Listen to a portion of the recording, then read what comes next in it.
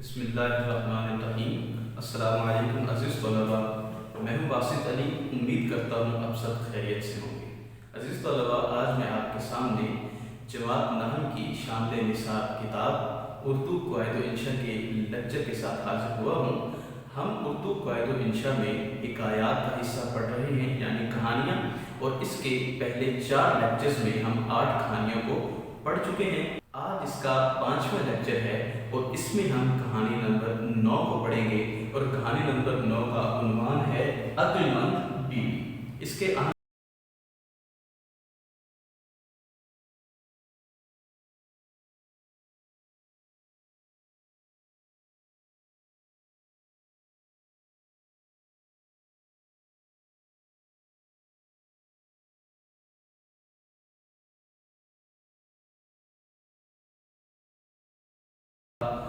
انتہائی تیز دھوپ پڑ رہی تھی کہ ایک بڑھیا لاٹھی کے سہارے آہستہ آہستہ چلتی ہوئی ایک بزاز کی دکان پر پہنچتی ہے۔ بزاز کہتے ہیں کپڑا بیچنے والے کو۔ اس کی دکان پر پہنچتی ہے۔ بزاز اس ہانپتی بڑھیا کو دیکھتا ہے اور اس کو پانی پلاتا ہے اور گاہکوں کو کپڑا دکھانے میں دوبارہ مصروف ہو جاتا ہے۔ اسی دوران بڑھیا بیٹھی رہتی ہے، گاہکوں کی گفتگو کو سنتی ہے اور بزاز کی باتوں کو بھی سنتی رہتی ہے۔ جب سب گاہک چلے جاتے ہیں، پھر ہوتا کیا ہے، بزاز کا ملازم کو گھر تھان لینے بھیجنا۔ جیسے ہی سب گاہک جاتے ہیں، بزاز اپنے نوعمر ایک ملازم کو بلاتا ہے اور اس کو برقع دے کر کہتا ہے کہ میرے گھر چلے جاؤ اور گھر جا کر میری بیوی سے کہنا، یہ برقع اس کو دینا اور اسے کہنا کہ فلاں صندوق میں ایک تھان پڑا ہوا ہے، وہ مجھے دے دو، گاہکوں کو میں نے دینا ہے۔ بڑھیا بھی یہ بات سن لیتی ہے۔ جیسے ہی وہ نوعمر ملازم دکان سے نیچے اترتا ہے تو بڑھیا بھی اس کے پیچھے پیچھے چلتی ہے۔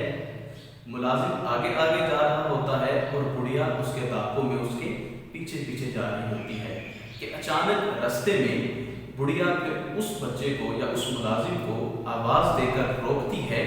پھر کیا ہوتا ہے کہ بڑھیا کا ملازم کو بزاز کے پاس بھیجنا۔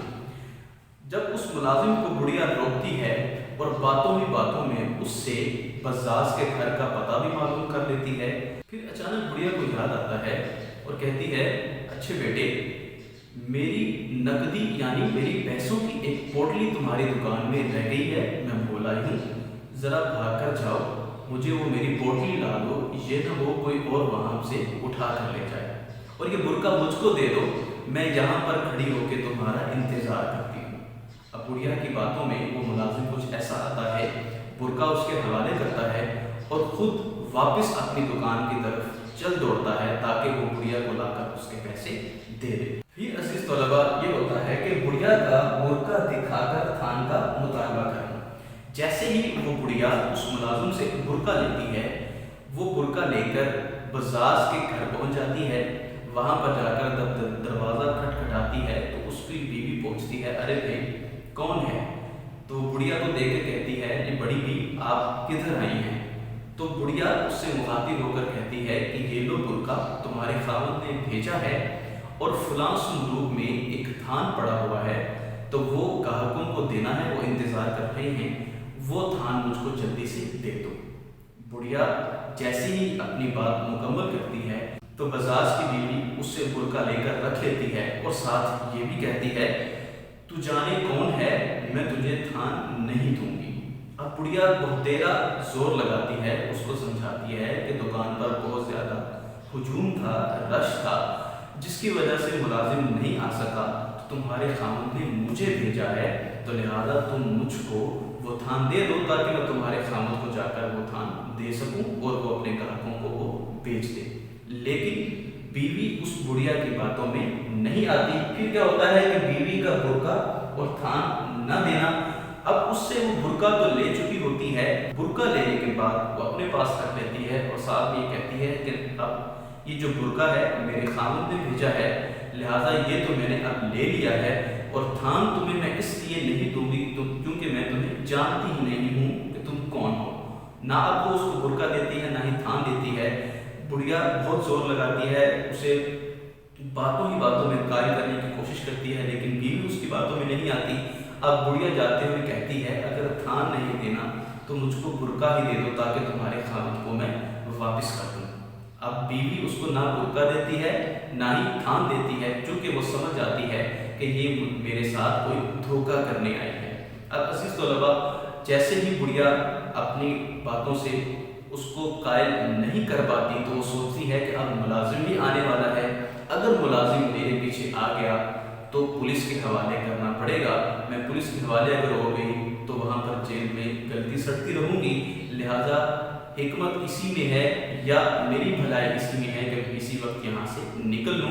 جیسے ہی بڑھیا وہ وہاں سے نکلتی ہے تو پورے شہر میں یہ بات مشہور ہو جاتی ہے کہ اس شہر میں ایک بڑھیا ایسی ہے جو دھوکہ دہی سے لوگوں سے چیزیں یا سامان لوٹتی ہے، وہ گھس آئی ہے، تمام کا تمام شہر چاقو چوبند ہو جاتا ہے۔ عزیز طلباء، دیکھیے ایک عقل مند بیوی نے کس طرح اپنے خاوند کا نقصان ہونے سے بچا لیا کہ نہ وہ اس بڑھیا کی باتوں میں آتی ہے اور نہ ہی اس کو کپڑا اور تھان اس کے حوالے کرتی ہے۔ اس کہانی سے اب نتیجہ یہ نکلتا ہے، وہ بھی لکھا جا چکا ہے کہ عقل مندی بڑی نعمت ہے۔ امید کرتا ہوں یہ کہانی آپ کو سمجھ آ چکی ہوگی۔ عزیز طلباء، اب ہم بڑھتے ہیں کہانی نمبر 10 کی طرف، جس کا عنوان ہے دودھ میں پانی، اور اس کا پہلا نقطہ ہے گوالے کا دودھ میں پانی ملانا۔ عزیز طلباء، ایک گوالا تھا جو ایک پہاڑ کے دامن میں رہتا تھا، اور وہاں پر ہی اس کے پاس کافی زیادہ گائیں تھیں، ان کو قریب ہی سے گھاس وغیرہ کاٹتا کھلاتا اور شام ہوتے ہی ان کا دودھ دھوتا اور اس میں بہت سا پانی ملا دیتا تھا۔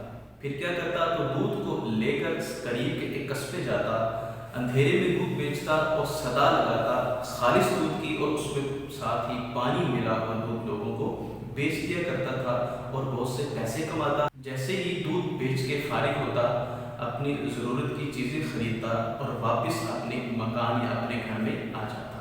پھر کیا ہوتا ہے، گاہکوں کی شکایت پر کان نہ دھرنا۔ گاہک اس سے روز شکایت کرتے کہ بھائی تم خالص دودھ کی صدا لگاتے ہو لیکن ہمیں پانی ملا ہوا دودھ بیچ کر چلے جاتے ہو، ہم لوگ کیا کریں، خالص دودھ بیچا کرو۔ تو ان کی باتوں کو وہ ایک کان سنتا اور دوسرے کان نکال دیتا کہ ان کی شکایت پر کسی قسم کا بھی وہ اثر نہیں کرتا تھا، بلکہ مذاقاً یہ کہا کرتا تھا کہ دودھ میں پانی کا ہونا ایک قدرتی امر ہے، میں کون پانی ملانے والا ہوں، لہذا لوگوں کی شکایات کو وہ کسی خاطر میں نہیں لاتا تھا۔ پھر ہوتا کیا ہے کہ ایک عرصہ گزر گیا، وہ یہی کام کرتا رہا، دودھ میں پانی ملاتا رہا، لالچ میں گوالے کا مزید پانی ملانا، اور چونکہ پیسے وہ کما رہا تھا، اس کے پاس بہت زیادہ مال آ رہا تھا، تو وہ زیادہ پیسے کمانے کی لالچ میں دودھ میں مزید پانی ملانا اس نے شروع کر دیا، اور یہ لالچ اس کا دن بدن بڑھتا ہی چلا جا رہا تھا۔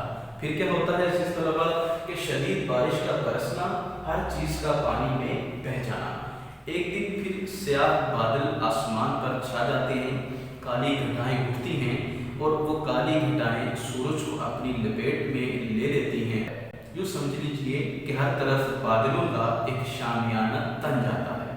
پھر کیا ہوتا ہے، جیسے ہی گھٹاؤں کا اٹھنا دیکھتا ہے تو گوالا بہت خوش ہوتا ہے کہ اب بارش برسے گی تو یہ وادی پانی سے تر ہو جائے گی، بہت زیادہ گھاس اگے گی، اور میں اپنی گائیں ہیں جو ان کو کھلاؤں گا اور زیادہ دودھ مجھے ملے گا، اور اس میں پانی ملا کر جب میں بیچوں گا تو مزید مال بنا سکوں گا۔ لیکن ہوتا اس کی سوچ کے برعکس ہے، بارش بہت زیادہ برستی ہے اور اتنا سیلاب آتا ہے، اتنا سیلاب آتا ہے کہ اس کی گائیں اور ساتھ ساتھ اس کے گھر میں جو بھی اس نے مال جمع کیا ہوتا ہے سب اپنے ساتھ بہا کر لے جاتا ہے۔ اب سیلاب کو جیسے ہی وہ دیکھتا ہے تو بے ساختہ یہ کہتا ہے کہ اتنا پانی نہ میں نے کبھی زندگی میں اتنا سیلاب دیکھا اور نہ ہی کبھی میں نے سنا ہے، نہ جانے اتنا پانی کہاں سے آ جاتا ہے۔ اور یہ ہوتا کیوں ہے عزیز طلباء کہ یہ بے ایمانی اور بد دیانتی کی سزا ہے، اس کو اس کی بے ایمانی اور بد دیانتی کی سزا ملتی ہے جب وہ سیلاب کا شکوہ کرتا ہے اور کہتا ہے نہ جانے اتنا پانی کہاں سے آ جاتا ہے، تو پھر ایک عقل مند اس کے پاس کھڑا ہو کر اس کو یہ بات بتلا کر جھنجھوڑتا ہے کہ یہ وہی پانی ہے جو تم دودھ میں ملایا کرتے تھے، خدا نے اسی پانی کو سیلاب بنایا اور تمہیں بے ایمانی اور بددیانتی کی سزا دی ہے۔ دودھ اللہ تعالیٰ کی ایک بہت بڑی نعمت ہے، لیکن جب اس میں ملاوٹ کی جاتی ہے اور مال بنانے کے لیے لالچ کی غرض سے لوگوں کو دیا جاتا ہے، مال تو بن جاتا ہے لیکن اللہ کو یہ جو کام ہے یہ پسند نہیں آتا۔ تو اس کہانی سے ہمیں یہ پتہ چلتا ہے جو لوگ بددیانتی کرتے ہیں یا دھوکہ دہی ملاوٹ کرتے ہیں ہمیشہ نقصان اٹھاتے ہیں، اور اس کا نتیجہ یہ نکلتا ہے کہ لالچ بری بلا ہے، یا یہ بھی نتیجہ نکل سکتا ہے کہ بددیانتی کا انجام برا ہوتا ہے۔ عزیز طلباء، یہ تو تھی کہانی نمبر 9 اور 10 جو آپ کے سامنے میں نے بیان کی ہے، اور نتیجہ بھی لکھا جا چکا ہے۔